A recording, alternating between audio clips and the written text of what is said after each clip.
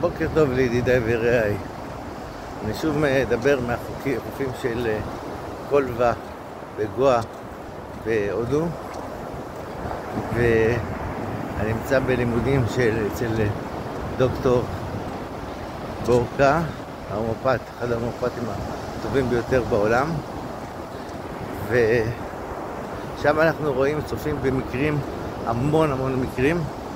הוא גם מספר מקרים ומראה לנו סרטי וידאו של מקרים, ושם אחת התופעות ששמתי אליהם לב זה שאהבה וכאב דרים ביחד,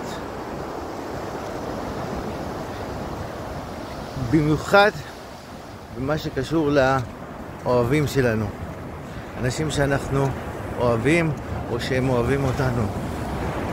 הרבה פעמים הם גורמים לנו גם תחושות אהבה ביחד וגם תחושות כאב, וזה דווקא במקום הכי קרוב. ואז כשאנחנו באים ורוצים לתת אהבה, או שמקבלים אהבה ללא תנאי, אז אנחנו אומרים זה לא הגיוני.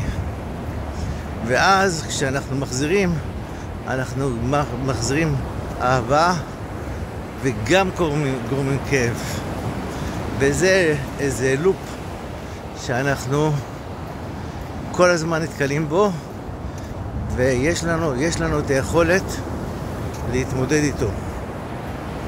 אז מי שרוצה לדעת להתמודד ולהכניס אך ורק את האהבה לחיים שלו, וגם להתמודד עם בעיות פיזיות, מוזמן להתקשר לעופר ישי 050-6285-468, טיפול הומאופתי על מלא. שלכם יום נפלא.